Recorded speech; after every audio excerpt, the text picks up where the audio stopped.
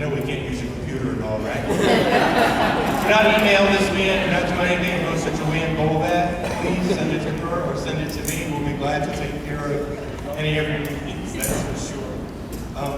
Women's volleyball just showed up. Thank you for showing up. They just played a match.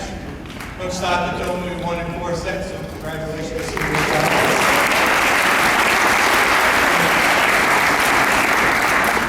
Now for my home state of Rhode Island, my buddy, Nick DiOrio is coming up here to induct Jon Godbout. Come on up, Nick.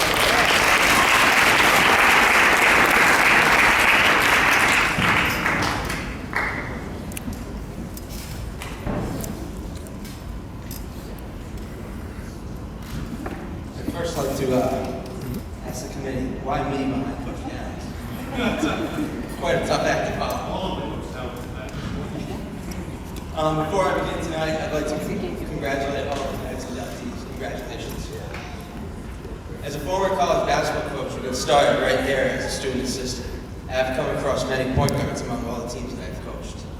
However, none of them played the position or the game the way Jon Godbout played it. He was on such a different level, inside the classroom and on the court. Jon was the true definition of a student athlete, earning 4 GNAC academic team honors, while twice earning the prestigious ESPN The Magazine College Division District 1 academic first team. When Jon asked me to speak on his behalf, I told myself I was not going to stand up here and read all of his stats. Then you take a look at them and realize how incredible they really were. Jon currently is 6th best in school history with 1,440 points scored. His 3rd all-time in assists with 336, and ranks 1st in minutes played with 3,747, minutes per game at 34.7, games started at 187, and steals at 187. Only Matt Maynard has played in more games than Jon in a Western New England college uniform. In Jon's 4-year career, he played in all 108 games in which the Golden Bears participated in. The only game Jon did not start was the first game as a college freshman. The nickname some of Jon's teammates bestowed upon him was the franchise, because he could do it all: score, handle the basketball, and defend. Jon always got the toughest assignments on defense, game in and game out. One of the best matchups Winnick fans would look forward to every year was when the Golden Bears would play against Norwich University, and Jon would shut down Jeff Hensley, a name that I'm sure all of us basketball players will recall. Jon was intelligent, hardworking, and always in great condition, being asked to play almost 40 minutes a game, every game. Looking back on it, I finally realized after all these years how Jon played all those minutes. The kid could sleep. I do not think in my 2 years of rooming with Jon, he ever took a class before 10 a.m. And he would always require a break in between classes for his usual midday nap. And speaking with Coach Thune, who couldn't be here tonight, he also had the privilege of coaching Jon for his final 2 years. He described Jon as one of the most unselfish basketball players that he ever had the privilege of coaching. Coach thought that Jon's best attribute was, and still is, as a man and as a player, his mental toughness and physical toughness. No matter how well or how poorly Jon played, which was rare, Coach pointed out to me, his intensity and his demeanor never changed. He was the epitome of our Western New England way. Excellence in academics, athletics, and in leadership. And during the years of 2002 through 2006, Jon Godbout was unquestionably the best basketball player in the Greater Northeast Athletic Conference. But in those 4 years, he was an even better friend and role model to so many of us here tonight. It is with great honor I present to you the 2015 Down Hall of Fame recipient, Jon Godbout.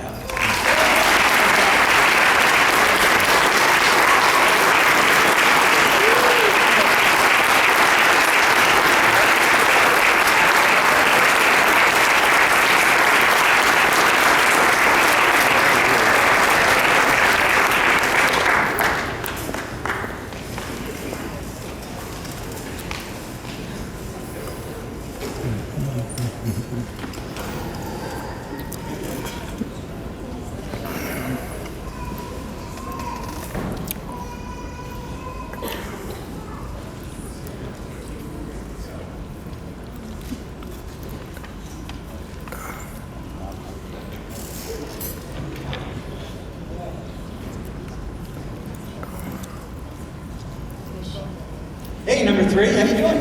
Doing pretty well. Thank you. Congratulations. Thank you very much. Nice award, huh? It is. It's an amazing one, yeah. Well, I'm keeping the streak alive for Coach Downs because I got to play for him too. So he's 4 for 4 tonight. I guess when your name is on the Hall of Fame, every player you coach just automatically becomes a Hall of Famer. I think I have a pretty good appreciation for why he's such a legend around here, and to be a member of his Hall of Fame is an unbelievable honor. And it's actually a very special day today. My wife Kate and I are celebrating 5 years of marriage.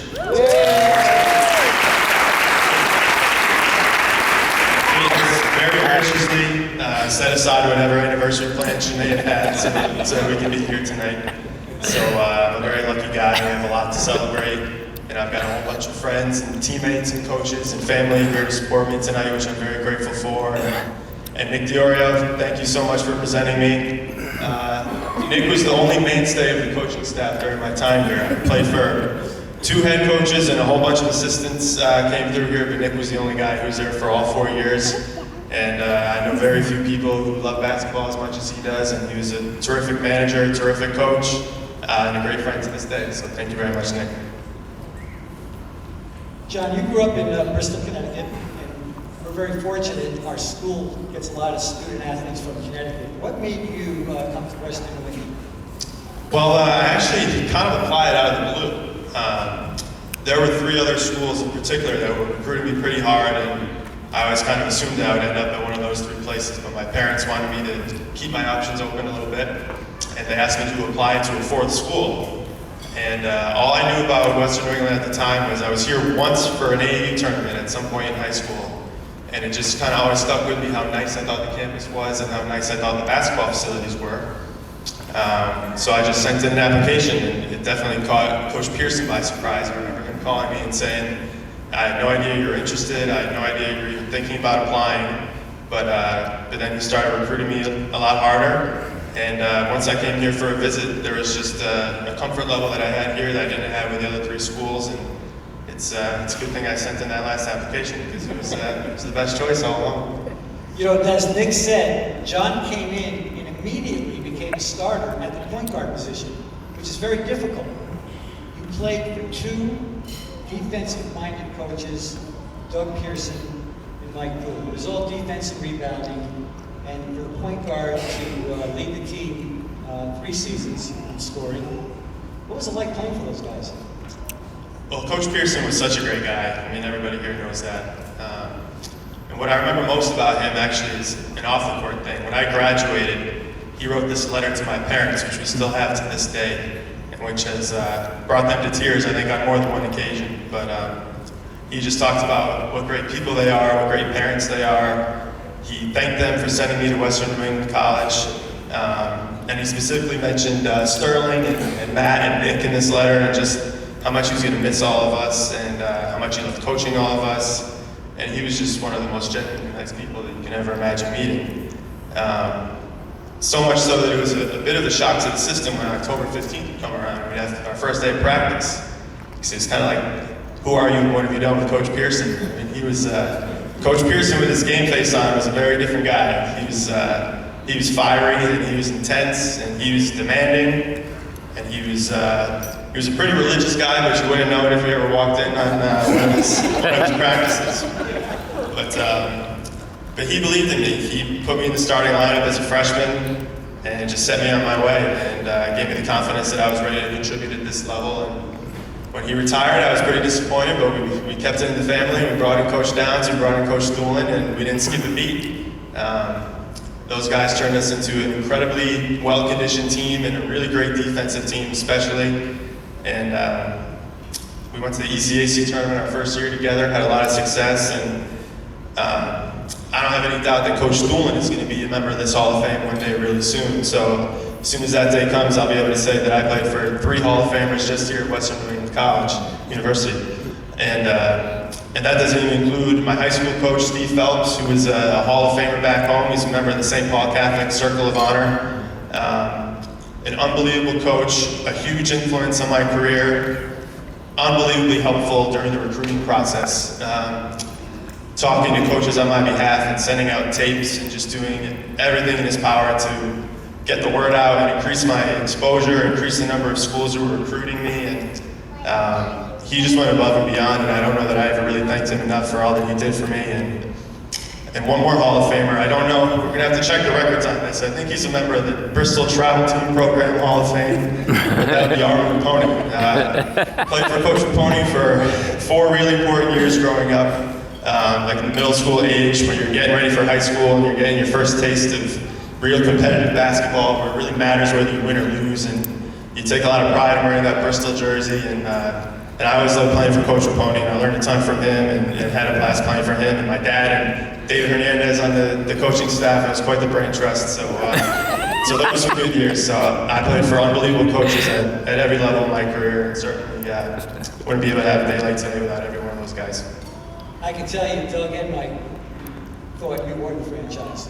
You know, besides from being a prolific scorer, as Nick said, you know, Jon also led the team in assists, but you got to remember a little bit, you see 2 of the guys that were on the team over here, and every time Jon threw them the ball, he never got it back. So the good thing was they made a lot of baskets, so that was very helpful.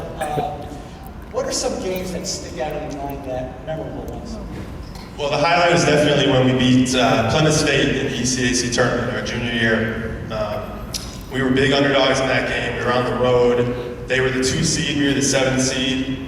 And the only Western New England fans were my parents and the Seif's family. But Seif had like 50 people in his family, so it was more fans than you think. But what I remember most about that game was Plymouth State had this guard by the name of Nick Pilot. And I never played against him, but I knew who he was because he was a first-team All-American and 2,000-point scorer, and obviously a very good player. But to make matters worse, Plymouth State's previous game before we played them, Nick Pilot had 62 points and 13 assists. And I looked this up to make sure I had it right, and I didn't need to. It was burned into my brain. I think he had 62 points and 13 assists. That's exactly what it was. And I knew I was going to have to guard him, of course. So I was a little bit concerned about this. I was usually pretty confident in my matchup, but this was probably the first time ever where I wasn't feeling too hot about it. So I remember the game started, and I don't know if I was too hyped up or what, but I ended up fouling him twice in like the first 2 or 3 minutes of the game. So I'm already in foul trouble. And Coach Stuhlin never took me out of the game for pretty much any reason. So he pulled me aside and he said, "Jon, I'm going to keep you in the game, but I don't want you fouling out, so you're going to have to guard somebody else." And I remember thinking, that sounds pretty good to me. I want to guard somebody else. So he put Seif on him. And Seif was a freshman at the time, and he did an unbelievable job. He held it to 31 points, which is half of 62, so that's pretty darn good. And we won the game. Jimmy Bain made a game-winning shot. And Nick Pilot, he didn't score a single point on me, so it was a pretty good day. That goes without saying. You know, statistics don't always measure everything, but in the sport of basketball, they're a big component. And the stat that jumps out at me are all those minutes that you played. So immediately coming in as a freshman for 4 years, that's tremendous. And at the same time, you also excelled academically. What advice would you give our student athletes out there on how to combine your time management with academics and athletics? Well, I remember Coach Stuhlin talking all the time about how the student athletes here actually did better academically than those who didn't play sports. And I think the big reason for that is that you actually have to manage your time. You know when you have practice, and you know when you have games, and you know when you have class, and you kind of figure out where it all fits in. So I do think it's easier if you play a sport. If you don't play a sport, you come home from class and you've got all this free time and you don't know what to do with it, then you just procrastinate and put off your schoolwork. So I think that my advice would just be you got to know how to manage your time, and you've got to get your sleep, like Coach Leonardo said over there. And if you do that, you can be fine. When we think of the Western New England student athlete, we think of Jon Godbout. Congratulations, welcome to the Hall. Thank you.